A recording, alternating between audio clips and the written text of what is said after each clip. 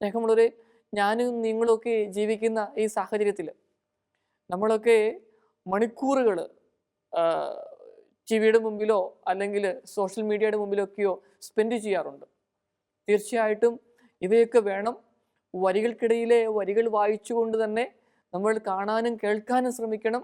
അതൊക്കെ ജീവിതത്തിന് വളരെ അർത്ഥം നൽകുന്നതാണ്. എന്നാൽ നമ്മൾ കാണുന്ന കാര്യങ്ങൾ ഓരോന്ന് അവലോകനം ചെയ്യുക. നെഗറ്റീവായിട്ടുള്ള കാര്യങ്ങൾ മാത്രം കാണാനും കേൾക്കാനും സമയമെടുക്കുകയാണെങ്കിൽ പതുക്കെ പതുക്കെ ഈ മനസ്സിലേക്ക് ഇങ്ങനെ നെഗറ്റീവ് ചിന്തകൾ വന്നുകൊണ്ടിരിക്കുക. പിന്നെ നമുക്ക് അതിനെ ഓവർകം ചെയ്യുവാനായിട്ട് സാധിക്കാൻ പറ്റാത്ത ഒരു അവസ്ഥയിലേക്ക് വരിക. അങ്ങനെ വരുമ്പം സ്നേഹമുള്ളവരെ, എത്രയോ നല്ല ഇൻസ്പിറേഷണൽ ആയിട്ടുള്ള ടോക്കുകളുണ്ട്, മോട്ടിവേഷൻ ക്ലാസ്സുകളുണ്ട്. അതോടൊപ്പം പോസിറ്റീവ് എനർജി നൽകുന്ന കാര്യങ്ങൾ കാണാനും കേൾക്കാനും സാധിക്കും. അങ്ങനെയാണെങ്കിൽ മനസ്സിലേക്ക് എന്ത് കടക്കുന്നുവെന്ന് നാം ആദ്യം ചിന്തിക്കണം. രണ്ടാമത്തെ തലമെന്ന് പറയുന്നത്, ശരീരം ശാന്തമാക്കിയാൽ മനസ്സും ശാന്തമാകും.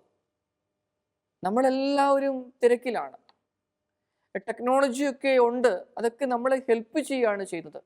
പക്ഷേ എത്രമാത്രം ടെക്നോളജികളൊക്കെ വളർന്നാലും മനുഷ്യൻ്റെ തിരക്കുകൾ കൂടിക്കൊണ്ടേ ഇരിക്കുകയാണ്.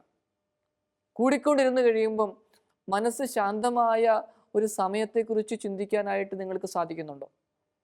ഉണ്ടെങ്കിൽ ദൈവത്തിന് നമുക്ക് നന്ദി പറയാം. അമേരിക്കയിലൊക്കെ നവംബർ 25 താങ്ക്സ് ഗിവിംഗ് ഡേ ആയിട്ടാണ് ആചരിക്കുന്നത്. ഞാൻ കുറച്ച് കാലഘട്ടങ്ങളിൽ ആ പ്രദേശങ്ങളിൽ ഉണ്ടായിരുന്നു. ഞാൻ നോട്ട് ചെയ്ത ഒരു കാര്യമുണ്ട്. മിക്ക കുടുംബങ്ങളും ആ ആഴ്ച അവധിയാണ്.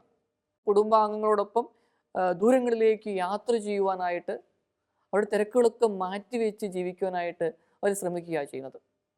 നമ്മുടെയൊക്കെ നാട്ടിലും ഇതുപോലെ കണ്ടുവരുന്നുണ്ട്. സ്നേഹമുള്ളവരെ, അങ്ങനെ വന്നു കഴിയുമ്പം ജീവിതത്തിൻ്റെ ആ ഒരു ബിസി സ്കെഡ്യൂൾ ജീവിതത്തിൻ്റെ രണ്ടറ്റവും കൂട്ടിമുട്ടിക്കാനാണ് ശ്രമിക്കുന്നത്.